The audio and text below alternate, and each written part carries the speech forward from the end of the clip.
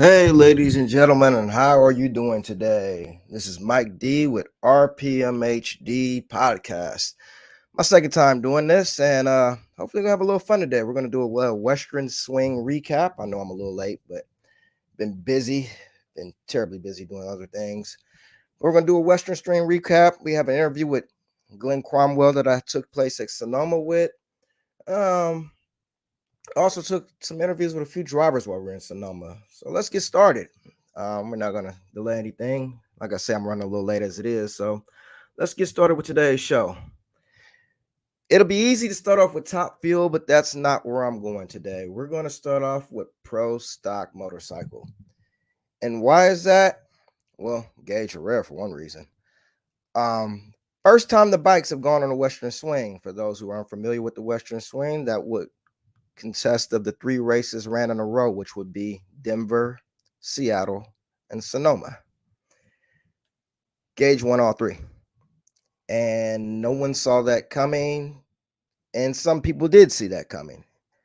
But on the first attempt on the Western swing, it was a truly a great accomplishment for someone to sweep the swing on their first attempt. I mean, it was the class's first attempt, and he swept the swing. So credit to Gage for doing that. I mean, what can you say? He's pretty much had the bike to beat this weekend, or this year, I should say. This past weekend in Sonoma as well. He's had the bike to beat. Qualified number one at Sonoma. And I mean, if we just go back over the swing with Gage, I mean, went to Denver, didn't qualify number one. Hector actually had the bike to beat, and Gage won the race. Went to Seattle, qualified number one, won the race. Went to Sonoma, qualified number one, won the race. I mean, he's definitely has a dominant bike so far, but that doesn't mean that other guys don't have great bikes as well. Matt Smith. Matt Smith is someone who seems to be starting to hit their mark, and I think this will be the best time to hit your mark, considering the countdowns on the way. His Western swing wasn't the greatest, but it wasn't the worst either. He lost to Gage Herrera in the second round in Denver. The bike broke in the semis against Eddie Curry in Seattle. And then we were kind of waiting on that matchup between Matt and Gage in the finals of Sonoma. And we got the matchup until Matt's bike broke again. Wouldn't start up in the final round and pretty much gave Gage the win. But Matt is definitely a bike I would look out for. He definitely has a bike that can contest with Gage and can give him some stiff competition, I think, in these last six races of the countdown. And we'll see. But I mean, you got other bikes as well. Hector Arana. Hector definitely had the bike to beat in Denver. Something happened, and it broke. I believe in the semifinals, I believe. Yeah, his bike broke in the semifinals against Angie Smith. He set up on a bike early. Don't really know what happened there. Then he went to Seattle, lost in the semifinals to Gage. I mean, didn't necessarily get blown out, a 682 to a 685. He was competitive, just didn't get the win. Sonoma, he probably wants to erase out of his memory bank. Qualified fourth and then lost to Freddie Camerano round one. Never even lost to Freddie before, and it's like, yeah, thanks for coming. Good luck with that. But Hector has a good bike. I wouldn't count him out. Do I think he can win the championship this year? My opinion, no. But do I think he can be a thorn in Gage's or Matt's side? Yes. And that's where I'll leave that. I mean, that it remains to be seen. These are just my opinions. And I mean, based off his track record, I mean, he's had opportunities to win championships before, and it hasn't happened. I'm not going to say why would it happen now, but he just has not shown me the consistency where I see it could happen now. Matt, we know what he's capable of doing. Granted, he's done it on a Buell in the past. Him doing it on a Suzuki is a totally different ball game, as you saw in my last interview with him. I think, believe me, as Matt spoke in Denver, it's a whole different program. They opened up the rules books a little bit on Suzuki. He's gotten some support from Suzuki. So he's trying to make that program work, and it's just taking him some time. And that's understandable. we're hoping, at least I am, sooner than later, because we don't want to just see Gage just run away with this thing from start to finish. I mean, that would be boring and pretty unwatchable. So we're hoping that Matt can step his bike up, and I'm based off his performance in Sonoma, I think he's right there. I mean, they both went 672. Gage only out qualified him by 1,000. So I mean, that says a whole lot going forward. I think Matt just needs a little bit more consistency, and he'll be able to run right with him. If not, outrun him. I mean, we'll just see. It's going to take some time to figure that out. But I mean, he's not the only bike. Those aren't the only three bikes in Pro Stock Motorcycle. Angie Smith, Matt's wife, has a great bike. We all know that bike can go to the final round at any given race. She's no pushover, and it's very competitive. I mean, that bike can run with anyone at any given time. Once again, I think she just needs a little more consistency, and you never know. But people were wondering. I was on Darren Williams' show, American Hot Rod Entertainment, last week, and they were asking, can Gage set the record for most wins in a season on Pro Stock Motorcycle? I'm not sure. I don't think he will, because I think the competition is starting to catch up with him. But we'll see. Another bike that's out there is Steve Johnson. And Steve, I mean, his bike is hit or miss. I mean, he'll go out round one race and go to the finals the next, and then go out round one the next race and then win the next. And I mean, the Western swing wasn't necessarily great to Steve. I mean, he was pretty much gone round one in Denver and Seattle. Won a couple rounds of Sonoma, and thanks for coming. So we'll see. The bikes have a break. I don't believe we see them again until Indy. So at that point, we'll see who comes out swinging. I mean, it doesn't matter how you start; it's where you finish. So it'll be interesting to see how the Pro Stock motorcycles pick up these last few races. I think they have 7 races left in the season. It'll be really interesting to see how these bikes go. I'm more interested in seeing it. Like I say, I hope it is not a runaway with Gage just dominating the field. I mean, that's not very good entertainment. I'm sure Gage wouldn't mind, but it's not something I really want to see. But we'll see. We will see. And on to the next class, which would be, well, we'll start with funny car. We'll work our way backwards today. I know we normally usually stop at top field and go to funny car and a pro stock, but we'll go backwards today. And we're not going to really talk about pro stock car too much because they only ran Denver. And well, you know what? Let's talk about that for a second. The Western swing has been a tradition with the NHRA for 30 plus years.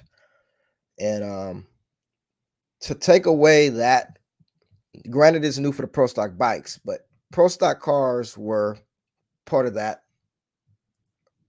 for a long time. And to take that away, I don't really agree with it. NHRA has their reasoning, whether it's budgets for the teams, whatever the case may be. But I would sure say, and a lot of people would agree with me, that the pro stock cars were dearly missed in Sonoma. They were in Denver. I know they haven't been to Seattle every year because they've kind of cut back on their schedule the last few years now. But this was their first time missing Sonoma. And their presence was definitely missed. Hopefully, and I believe the schedule should be coming out soon, we will see Pro Stock Motorcycle back on the Western swing, or at least at Sonoma. But for the full swing. I would love to see them on the full swing, but at least Sonoma. I mean, I'm a little biased. That's my home track. But yeah, that just didn't even feel right without the pro stock cars being there. But hey, it is what it is. Hopefully, don't make that change. And on to funny car. And the funny car Western swing, and I actually did a few interviews also. I think I talked to John Forrest, which I'm pretty sure a lot of you guys want to hear, as well as J.R. Todd, who had a pretty good swing. But if we start off in Denver, Matt Hagan. Hagan wins in front of his sponsors. The last race at that particular track in Denver, Vandermeer Speedway. We're hearing that there may be a track being built in the neighborhood soon in the Denver area. Not exactly sure where. We've heard near the airport, but that remains to be seen. Hopefully we'll find out that more info on that soon. But Matt wins. I'm sure the folks at Dodge Power Brokers were excited. Matt was excited. It's a huge win for his team. And going forward in that swing, they then followed that up with a round 1 loss in Seattle. Thanks for coming. Tim Wilkerson beat him. And then Tim went to win Seattle. Tim then goes to Sonoma. Hagan beats Tim in round 2. JR wins race, beating Chad Green. But let me rewind. I know. So I went to Seattle. And it was a great weekend for Tim Wilkerson. Tim has had a lot of success in Seattle, a lot of success there. And sure it was familiar feeling again, winning that race, beating J.R. Todd in the finals, beating Matt Hagan in the first round. Tim's second win this year. If there's a time to get hot now, it is. Tim struggled a little bit at the season. New parts, new sponsor, getting everything on track. But he's starting to find his footing. And that is a car that you don't want to take lightly and that could possibly contend for a championship this year. Possibly. Little consistency. We know Tim can run the numbers. He doesn't always run low ET, but he'll be right there. I mean, he's going to make you earn it. He's going to make you beat him. That's for sure. He's not going to lay down for anyone. And that's all you can ask for in this day of drag racing. So he's certainly a car to look out for. Winning Seattle, getting to the semis in Sonoma before losing, or getting to round 2 in Sonoma. I'm sorry. Hagan beat him in round 2. And before getting put out there. But Tim didn't have a bad swing at all. Can't really complain about that. Going on to Sonoma, J.R. Todd. Now, I spoke with JR this weekend, and I'll play that interview for you shortly. And JR, he was in the finals in Seattle. Repeated that with the finals and a win in Sonoma, beating Chad Green, who is having a remarkable year. I believe JR was also in the semis in Denver. So JR probably had one of the best swings quite some time. I mean, I'm pretty sure he enjoyed that swing. As a matter of fact, let's play that interview because I spoke with JR before his win in Sonoma and just wanted to get a view on how he felt his season was up to this point and how his season was going. Let's hear what he had to say. These last handful of races, I'd say our DHL Toyota GR Super is definitely trending in the right direction. We started out, great there in Gainesville, and then just ran into a bunch of problems there in Pomona. It's taken a long time to rebound. And to back up, we started off with a brand new combination, parts, pieces, race cars. And Todd, and John has said it's going to take them a while to get a handle on it, and just showed that, they had a pretty good handle on it right away in Gainesville, but still been picking away at it. And finally, I think the consistency's coming around, and now we're going to the later rounds, and feel like we're definitely knocking on the door of a win here really soon.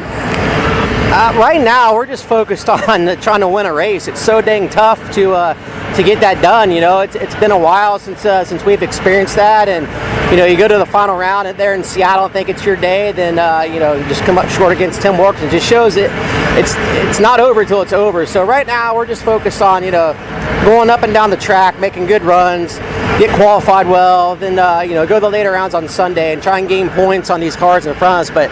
But yes, it is nice to try and get hot at the right time of the year going into the countdown when it counts the most. You've done it before. And that he has. He has done it before. Those remember, J.R. Todd won the championship quite a few years ago, I believe 2018. He kind of came out of nowhere, got hot at the right time, won the championship.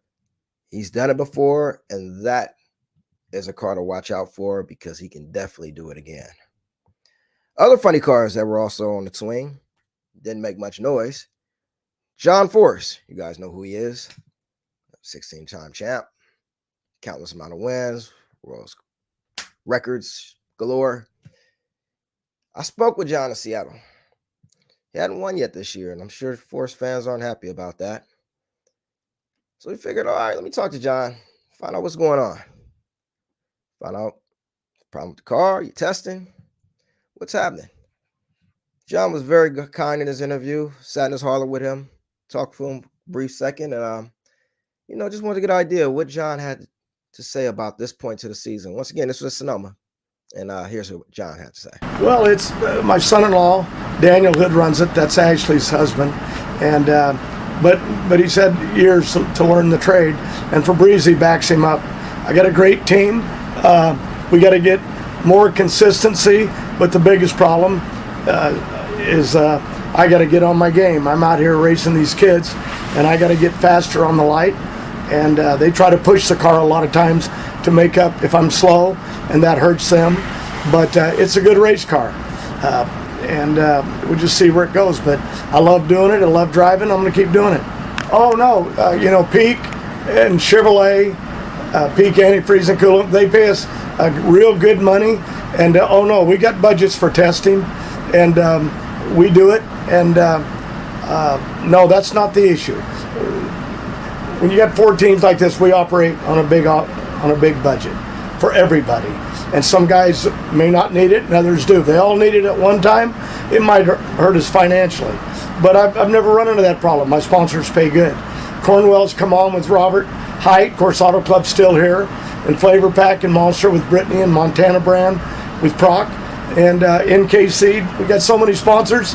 I'm real fortunate after the pandemic to have held this thing together. So no, I got no complaints there. Competition's probably the toughest I've ever seen it, but it was tough before, and I won championships, and that's what I plan on doing. I'm going to win me another championship. Well, there you hear it. He wants to win another championship. And the question that John was asking, if you guys kind of caught that, was I was asking him, have they had time to test, or was it lack of testing thereof that has maybe created the inconsistency? And John said it. No, that's not the problem. He has the budget. He has the funding. He has everything he needs for his cars to compete. He also spoke on his lights and how they have to push the car just a little bit harder, which creates a little bit of inconsistency. Probably goes out there, smokes a tire, puts a hole out, whatever the case may be, because he hasn't been on the tree lately. John's up there, he's going against these young kids, like he said, and he's really just trying to get back in the groove of things. And in doing that, they're trying to make up maybe his starting line deficit from time to time, with push the car a little bit harder than they normally would. And when you're doing that, anything can happen. It can create a lot of inconsistency with your run. So credit to John. He owns it. He's honest about it. Thank you to John Force for doing that interview with me. I appreciate that. But that's pretty much what's going on with the champ, folks. But like he said, he plans on and wants to win another championship. And that's great. That's great for the sport. That's great to know that John still has the fire and still wants to do it. Another person I spoke with in Sonoma was Alexis DeJoria. Now, if you watched any racing this year, and I'm sure most of you guys have, you would know that Alexis has probably had one of the best cars all season. And for some reason, she just, whether it's the car, the driver, whatever the case may be, have not found the winner circle yet. She had a decent swing. She was in the final in Denver, went some rounds. Can't really complain about that. I spoke with her in Sonoma just to get an idea of how she felt her season was going so far, and what she felt the team needed and where they stood. And Here's what Alexis had to say. We've had the best start to a season yet for our team. We're sitting third in points right now. We're number one qualifier from Friday nights, or Friday's 2 sessions. I just feel really motivated. Our team, we've got a fire under us, and we've got a great car, a very consistent, fast race car, and definitely one of the best cars out here right now. Safe to say you guys are pretty much countdown ready? Yeah. There you have it. They have a great car. She's confident in her car, and she's countdown ready. Little consistency on the tree. I mean, she has had her moments with the red light starts. I'm sure she'll be the first to let you know that. Sometimes she's been late. Sometimes she's been red. But she lets you know it's the car. The car's right there. It's ready. She will be a factor in this countdown. Will she win the championship? That remains to be seen. But she will be a factor in this countdown. This countdown, I don't think is going to be the Ron Capps, Matt Hagan, Robert Height show. They'll be in it, but I believe some drivers are going to definitely have their input. Chad Green, that guy is a semifinal fixture. What they're doing with that team, Daniel Wilkerson, remarkable. Credit goes out to that team, how good they're running. They were in the finals in Sonoma. They're going to be a factor. May not win the championship, but they're going to be there. Alexis, JR, Tim Wilkerson starting to come around. You're seeing these teams starting to hit their stride at the right time. It's going to make a real interesting countdown. Real interesting. Who's going to win it? I mean, I don't know. We haven't talked about Robert Height much, and he's always a topic when it comes to championships when you got Jimmy Proctor in your car. But Robert would probably forget the swing if he could. I mean, second round Denver, first round gone Seattle. Thanks for coming. Second round Sonoma. Enjoy yourself. Not what that team, I'm sure, had hoped or planned going in the Western swing. They've been hit or miss this year. I believe they won 2 races, but they have not had the consistent car we've seen in the past. And when you got Jimmy Prock, you know it's only a matter of time. You think, you hope. It's usually the case. We'll see. But when you have Jimmy Prock, you know it's only a matter of time. They're going to be there. Will they win the championship? Who knows? But they're going to be there. So we're going to take nothing away from that team. They had a rough swing. They'll get their feet back under them. I mean, 2 second-round losses, a first-round early exit in the 3-race Western Swing. Like I said, it wasn't what they hoped for, but they'll be there. They will definitely be there. Now, Top Fuel. Yeah, you guys like listening to hearing Top Fuel. I like Top Fuel too. And Top Fuel was one that a lot of highs, a lot of lows. The highs, well, Justin Ashley won Sonoma. The lows, Leah Pruitt went out first round all 3 races. Basically on hole shots. I mean, Denver, she was 36 on the tree, and you go 36 on the tree, you figure that. I mean, anybody will take a 36 light on the tree, and it just didn't happen. I mean, she lost on a hole shot. I believe Josh Hart was 23 or something like that, and thanks for coming. She then went to Seattle, and it wasn't really a whole shot loss. I mean, they both went 376, her and Clay Milligan. She ran 76 with a 5. He ran 76 with a 3. See ya. And she went to Sonoma and lost on a whole shot to Sean Langdon round 1 in Sonoma. That was the lows. The highs, well, Justin Ashley. He took his points lead back after losing it to Steve Torrance the week before in Seattle. I spoke with Steve. Let's just rewind. Let me rewind. If you ask me right now, though Justin Ashley has the points lead, Steve Torrance has the most consistent car out there. He only has, I believe, 1 first-round loss this year, and I think that was in Chicago. I mean, he's kind of has the Chad Green of Top Fuel. I mean, the car's pretty much a semifinal fixture. Granted, he only has one win. I know he set the bar high based off his past years and performance. It's not the Steve Torrence points lead we once seen, even though it's gone now because Justin took it back in Sonoma. If I had to pick a car to win the championship this year, if I had to pick, my money's on Steve Torrence. If I had to pick. But it remains to be seen. But I did speak with Steve this past weekend in Sonoma. Caught up with him and asked him about what he felt about this year and where he was moving so far and how strong the top fuel field is. And that's what Steve had to say. It hasn't been the most dominating performance, but it's been a very consistent performance, and that's what wins championships is consistency. So we're picking away and working at our tune-up, and we just now took the points lead back last weekend. So we're working on that, seeing if we can extend that lead. But at the end of the day, it's going to go back down to the countdown and start over fresh. And right now we're behind with the little points that Justin's been able to get through that tortilla challenge, and so we're doing what we can. But right now we're prepping ourselves mentally and getting the car ready for the countdown, and really just polishing our setup and getting ready to go race for a championship. We're still leading the points, so. It ain't over till the fat lady sings, and we got a ways to go.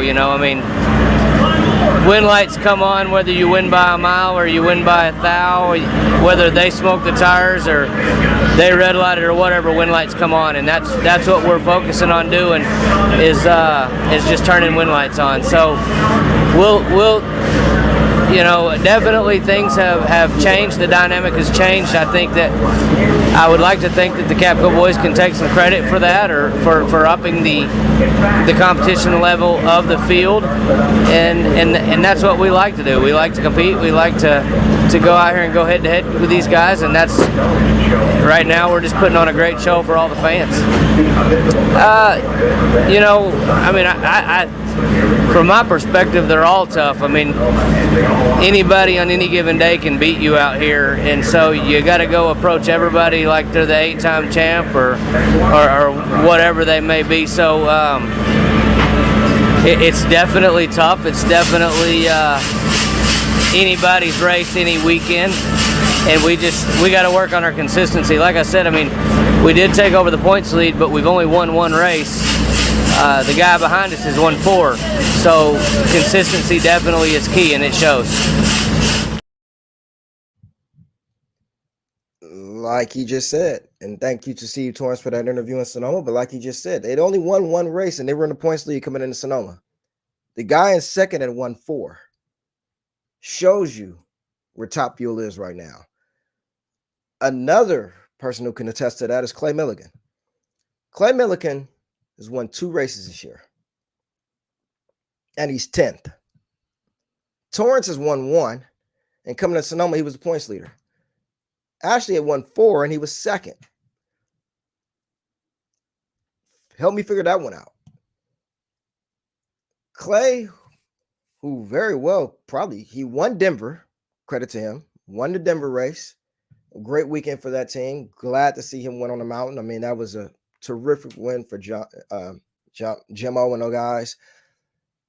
Went to Seattle and looked to be on his way until he red lit. And that's something you don't see out of Clay too often, as a red light. Clay owned it. He spoke on it. And actually, I spoke with Clay in Sonoma and just got his view on the year, the weekend, how everything been going, and how he viewed the season so far. And here's what Clay had to say. Well, I tell you what, we're either heroes or zeros. We've done 2 races so far this year after having not won a single round, we go into Chicago, win the race. Then we didn't win another round for a couple races. Then we go to Denver, last run on the mountain, boom, won again.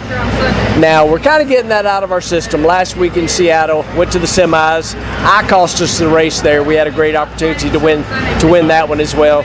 It was time to go, and I stomped on that loud pedal, but the tree wasn't ready for me to go when I turned it red. But I tell you, all in all, with all the new parts and pieces that Rick Wares gave us, we're starting to really get a handle of it, and this entire team is just amazing. I 100% agree with you. Actually, I was having a conversation earlier with one of my longest, bestest friends, and we were talking about that very thing, about it is by far the most competitive Top Fuel's ever been. And I've been saying that the last few years, and it continues to do that. I mean, what you just said is a prime example. You got a guy won 4 races that's not leading the points. And everybody out here can win a race. It's just so close that any mistake will put you in the trailer. And when you got things rolling, you can get all the win lights. But that goes for every team out here, not just our team or Justin, or Torrance. It's super competitive right now. Oh, I mean, without a doubt, every thousandth of a second makes a difference. For me, I'm getting older, and the only thing I've really changed the last, I think it's 5-6 years, I now work out. I was never a workout guy, but with all these kids coming in here, I'm not ready to be done by any stretch of the imagination, and so, I'm just basically trying to prolong my career by being in better shape, and I think right now I'm probably in better shape than I've been when I first started Top Fuel, to be honest with you. But it's like my mama always said, you got to have the want to, and I want to be one of the best. I want to be out here racing, and if I got to work out, then that's part of it. And now I do it all the time. I don't even think anything about it. Are you going to see me looking like Matt Hagan? Not likely, but am I more flexible than I used to be? 100%. My cardio is better and all that. Now, does that translate to reaction time? I don't know, but I can hang with these kids, and it's so much of it that's not just the driver. The car reaction times have improved over the years as well, because now the crew chiefs can't just always look for ET. They've got to look for things that improve the entire package, and that includes the car reaction time, and those things are showing up in every pit area out here of making the car react better when you stomp on the loud pedal. And that was Clay Milligan. Thank you to Clay for that interview in Sonoma. He said it. He's getting the best shape he can. He has to keep up these young guns in the sport. It's not easy. You got guys like Austin Prock, Justin Ashley, Antron Brown, even Doug Coletta, who's always been great on the tree. It's not easy. That is a team that's going to hurt some feelings come the countdown. He's going to definitely hurt some feelings. They kind of got that Tim Wilkerson thing going. They started off a little slow, getting adjusted with the new ownership. They said they got a lot of new parts and things in, and Jimmo's starting to get a handle on it. They are definitely going to be a factor come countdown. Not saying they're going to win the championship, but they're going to hurt some feelings. They're going to definitely hurt some feelings. Another car that's been hit or miss this year, Antron Brown. Antron's been high, been low. You almost never know what you're going to get from that car. I know they want a lot more consistency with what they've been getting, but credit, they made the final round of Sonoma. It's gone round 1 early in Seattle. Won a few rounds in Denver, but race before that, gone round 1 in Norwalk. It kind of got the roller coaster thing going. And I know Antron. If I know Antron, he wants consistency. And I spoke with him as well. And just about how he felt his season was going up to this point. And here's what AB had to say. Man, we're doing good. We've been learning. We've been trying a lot of new things, and we're trying to grow and get better.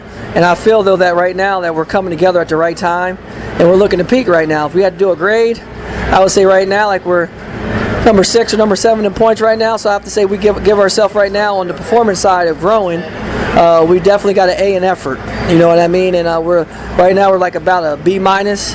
And then I think right before the countdown, we're going to move that grade up to a B plus. And in the countdown, we want to make it an A. without a doubt, it's very tough. I mean, anybody that qualifies in the top 12 has a chance to win. Every car is so quick. I mean, we have fields that were within 300s from number 12 to number 1. So that tells you how good the field is right now. So right now, anybody can win on any given Sunday. And it's a statement. When you see from 3 to 10 is separated by 80 points, in the points, that tells you how tight the field is. Thank you to Antron Brown for that interview. Like I said, this past weekend in Sonoma, one thing about that car and that team, never count them out. 3-time Top Fuel World Champion, AB owning his own team now. They are a factor and will be a player come the end of the season.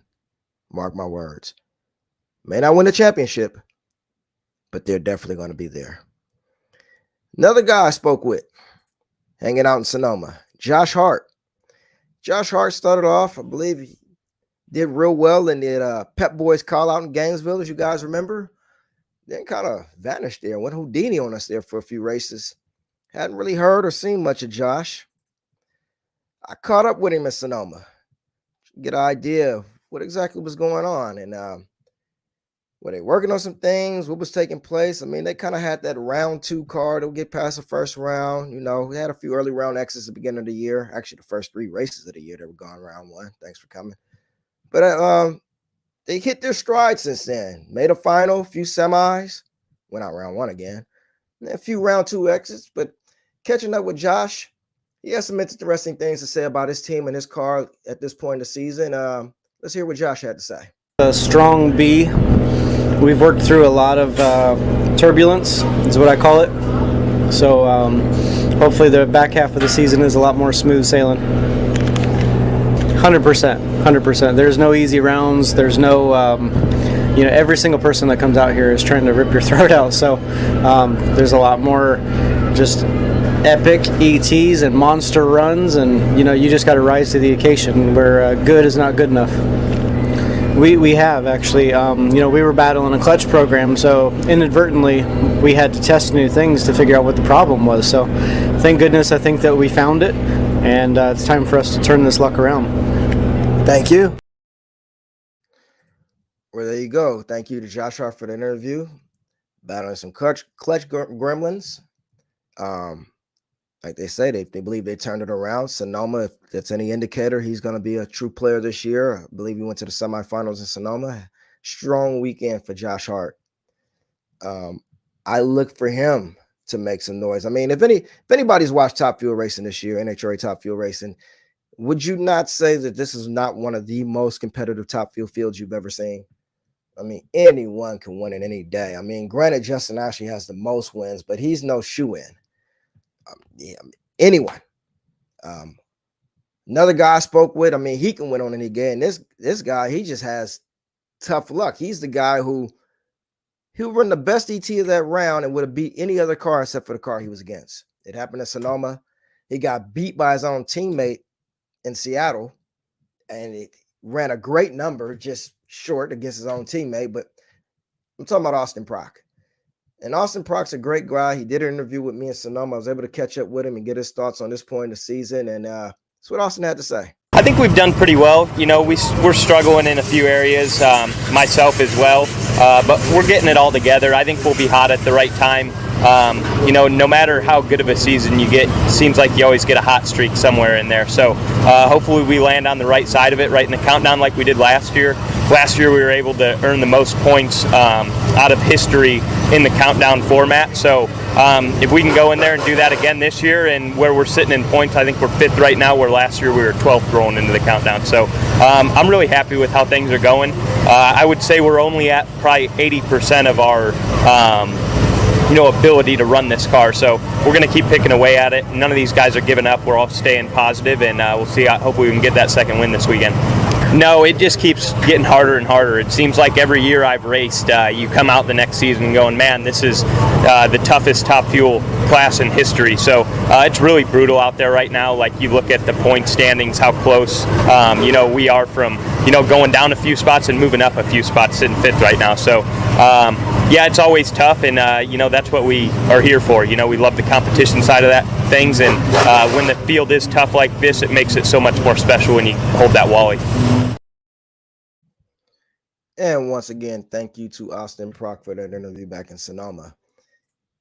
He has a good car. Like he said, they're just picking away at some things, and they're hoping to get hot at the right time, much like they did last year, where they amassed a ton of points. I believe finished third in the points.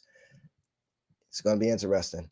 That's not a team that you want to put your look away from or forget about, because they're going to definitely be there. Another team that has been there but hasn't been there, and I didn't get an interview with her, Brittany Force, the Monster Energy drink flavor pack top fuel dragster. It'll drop a draw dropper on one run and then drop a hole on the next. And that's pretty much been their season so far. Smoke, hole out, or put an epic ET on the board. She's third in points, but everyone's waiting on it. She hasn't won yet this year. Everyone's waiting on that win. Everybody's waiting on that Grumnick tune-up and that consistency to come around and to really see what that car can do. We know David Grumnick, and we've seen his past performance. We know what that team is capable of. They just haven't hit their stride yet. We're hoping. We think. Not sure. He's working on a new combination. Fortunately, I like last year's combination, but hey, you got to keep changing. You got to keep evolving, or everyone's going to catch up. So I get it. So we'll see where that team rounds out. Mike Salinas. That's another car that started off hot.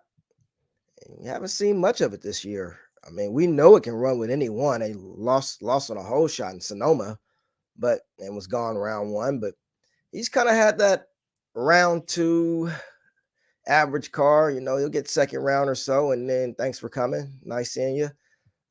He had an okay weekend in Epping. And outside of that in Gainesville, we really haven't seen much of Mike. I look for that team to do big things. I know I'm sitting here going, man, this guy looks for every car to do big things, but that's how tough the class is this year.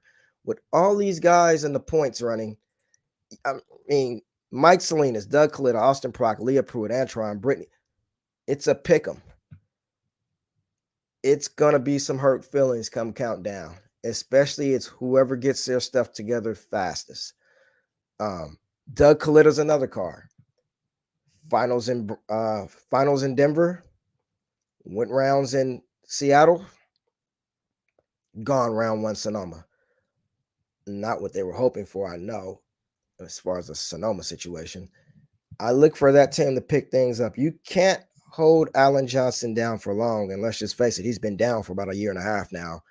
I don't think that's going to continue with Doug Coletta nor Sean Langdon. Sean Langdon's he has a good car, I mean, you would say, but then he's 11th in points.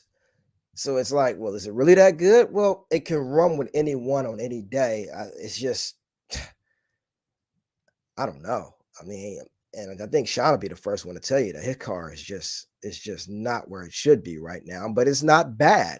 It's not good, but it's not bad. It's just there. It's certainly better than where it stands in points. You wouldn't look at Sean Langdon and say, yeah, he has an 11th place car. I mean, that's just not where you would view that team of that caliber and that driver who you know can get off the starting line and drive really well with that tuner. Yeah, maybe he'll shock people. Hopefully for that team's sake and for the sake of just competition, he comes out doing the countdown, or Indy. I mean, for all the way this field is right now, Sean Langdon can very well come and win Indy, for all we know. It's very well possible. Now, another guy who has not even been on the radar is Tony Schumacher. 80 plus wins, multiple championships. These certainly aren't the Army days. I mean, we're talking outside of Epping, maybe a little glimmer of hope in Bristol. There's been nothing to cheer about. Granted, it's a new team for the most part with Mike Neff and Schaefer coming along on that team and getting things together. He actually ran well in Sonoma. Got beat on the whole shot. I mean, picked the wrong time to have a dead light, but it's drag racing. It happens. I hope for just Tony's sake and the sport's sake that this car turns it around by Indy. It's always better when Tony Schumacher is competitive and is racing for wins and running for championships. And right now, that's just not the case. I mean, that car is, I would say, 800 slower than everyone else in the field for the most part. I mean, of the top 12 cars, he is 12. You heard someone say in an interview earlier, anyone in the top 12 can win. Well, yeah, but as it stands with Schumacher, it's probably in the top 11. I mean, because he's 12th, and we'll see. Everything takes time. Everything takes time. You really hate to see a team like that struggle. You love the Maynard family and what they bring to the sport and everything that they got going with Skaggs and everything. I'm hoping that they get it together. I really am, because if that car becomes a player, look out. Then you truly do have 12 cars that can win on any given day. But hey, I'm just giving my opinion. What do I know? Been following the sport all my life, but what do I know? Once again, this is Mike D, RPMHD, doing my second ever podcast. I did one in Denver where you can see me on the screen and everything. This one, I'm kind of going radio style. I will do some more live ones. And I did do one more interview. I had an interview with the NHRA president, Glenn Cromwell. And I spoke to Glenn about a few things, primarily the Factory X class. We seen, I think Stanfield had a car out, I believe it was in Epping. They didn't even post a time. But I was interested in knowing, is this the new Pro Stock? Is this going to take over Pro Stock? What's the deal with this class and where do you see it going? And here's what the NHRA president had to say. It's a complement to Pro Stock. It's going to come in with a tube chassis with a manufacturer body. I think it's going to control costs. And I don't know if you've seen some of the ones that are being built right now, but they are really cool looking cars. They're going to be fun, they're going to be fast, and they're going to be affordable. And I don't think it is going to affect any of the other categories that we have right now. In fact, if anything, I think it's just an addition to. In fact, you may see some Pro Stock and Factory Stock racers actually get into Factory X. So we're excited about that.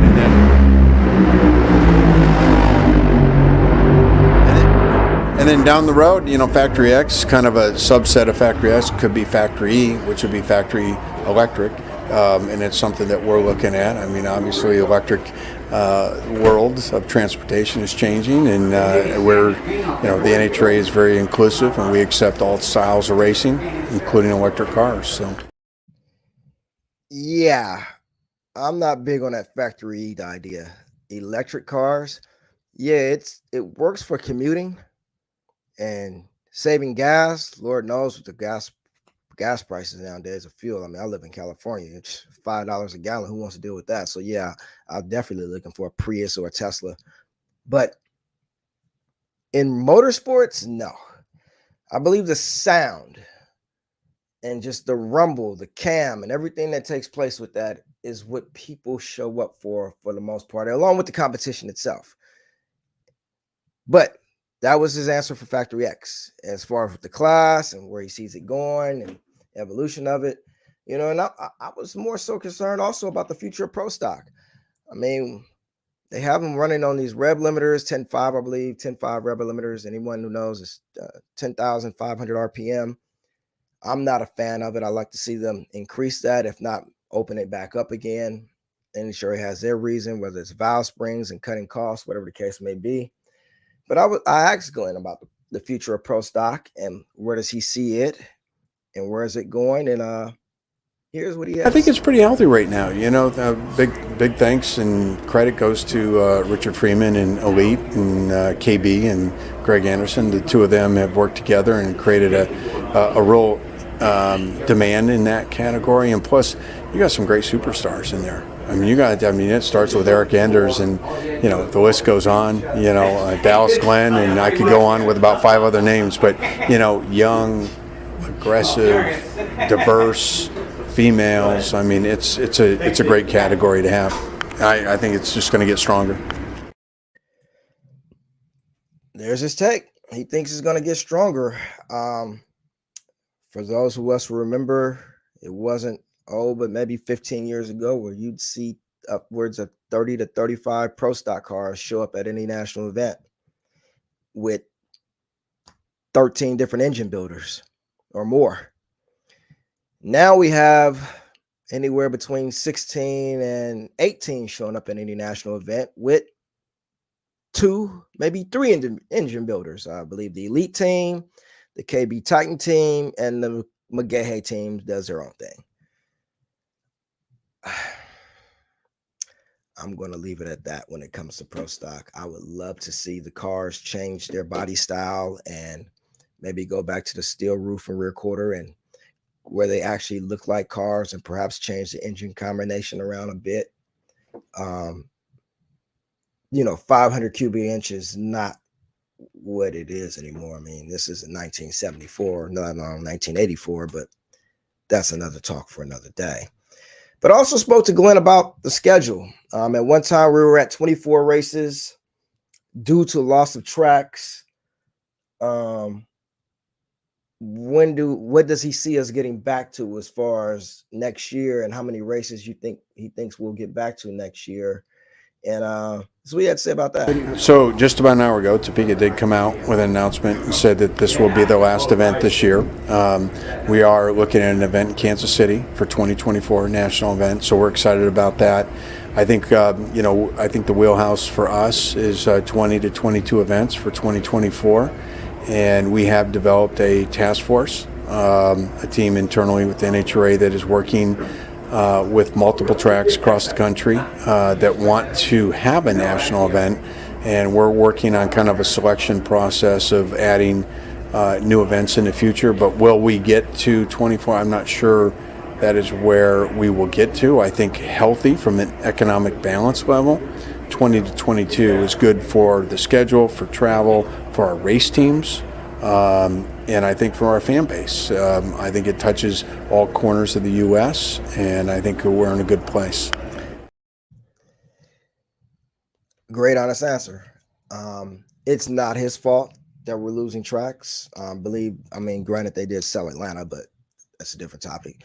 Well, actually, it is the same topic, but we're not going to go there. But we've lost multiple tracks, and it's not NHRA's fault at all. It's just where things are going and the times we're living in right now, and new development and things taking place in the world.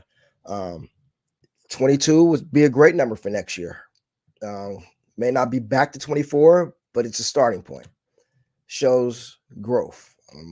People have talked about shrinking the schedule, and in my mind, that doesn't show growth when you shrink the schedule. You want to see growth and expanding the schedule and hitting more markets and getting more races and more fans out there. But we did talk about, track closures and the things that are taking place. And I spoke to Glenn. I got his idea about that. As you all heard, we're losing Topeka, but we have a new drag strip opening up in Kansas City, which should be, I believe they broke ground already, and it should be interesting to see how fast they get that place built. I guess it's going to be on the schedule for next year. They've got to be working around the clock. Topeka's this coming weekend, and it seems like yesterday they just built that place. I mean, the place looked like the Pentagon at one time, and now it's gone. I mean, that's granted, it's been there 30 plus years, I believe, since 1989, but still, I mean, it's a beautiful facility, and for it to just be gone, and that wasn't due to new development at all. That was due to some political stuff that I'm not going to even get into, but hey, I spoke with Glenn about some of that, and that's what he had to say. Hey, listen, I think we love this sport, but it's also part of an evolution that you're seeing of, land values are going up. You're seeing real estate, coming in around the drag strips that were built 40, 50 years ago when there was nothing around them.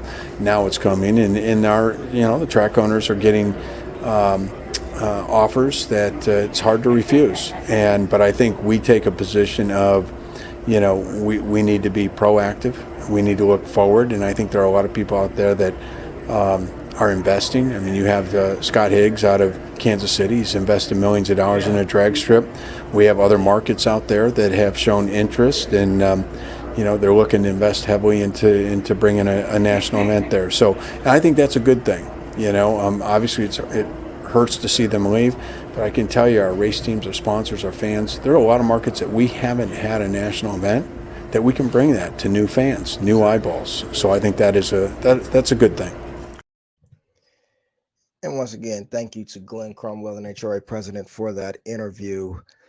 He's speaking facts. I mean, due to development and just the times we live in, like you say, racetracks were built 50 miles outside the city at one time, and now everything's expanding. And people are offering big money for the land, and some owners can't resist, and they take the money, and away goes the racetrack. As a lot of you are aware, Camping World will be leaving as a series sponsor for NHRA come the end of 2024. And my last question with Glenn was that a surprise? Or were they aware of it? Did Camping World catch it by surprise? And how the search was going? And just, he wasn't going to give me too much on it because he got to play his cards close and what's going on. But, I did pose a question, about the relationship with Camping World continuing on until the deal ends at the end of 2024. And here's what Glenn had to say. Yeah, Marcus Lemonis and Tamara Ward, who work at Camping World, they gave us plenty of notice. They're very happy with NHRA Camping World Drag Racing Series. In fact, they've even told me personally that it's probably, if not the best, one of the best properties they've ever invested in. Really, for them, it was a decision that they wanted to, take some of the marketing dollars and reinvest back in their employees and the benefits to their employees. But no, they were very front-facing with us, told us way in advance. Obviously, we got to have another year because it doesn't end this year in 23. It ends next year at the end of 24. So we have plenty of time.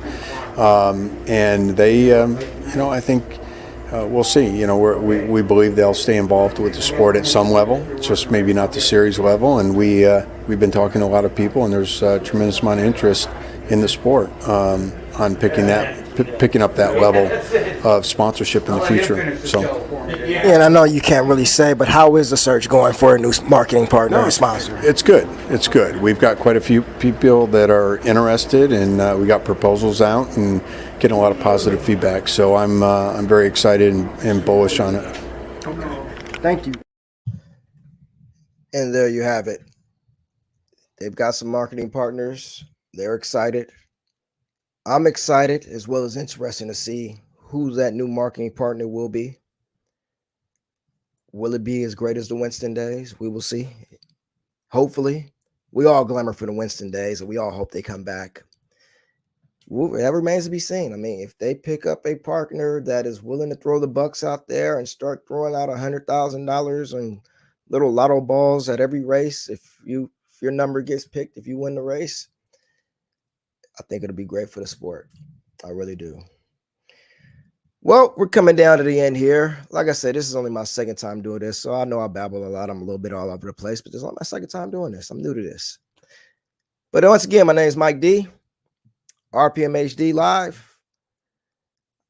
I want to thank all you guys that tuned in and all those that will watch later. I appreciate the support.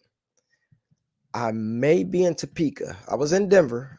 Didn't go to Seattle, been there before, but I may be in Topeka. I'm still on the fence about it. I know. Figured I know by now. It's Monday, but don't know yet. But I just want to thank you guys for listening in and tuning in. I hope you guys enjoy the interviews that I provided you guys with and the content. And I look to do this every week. I probably will be doing this every week, probably at a faster rate than this. I mean, granted, the Western Swing ended a week and a half ago, and here I am just now doing a live broadcast. That's on me, not you guys' fault. But we're approaching this 1 hour mark, and thank you guys. Tune in next week. Or not next week, but after Topeka. Yeah, I guess that's next week. Tune in next Monday. I'll be here. Thank you. Good night.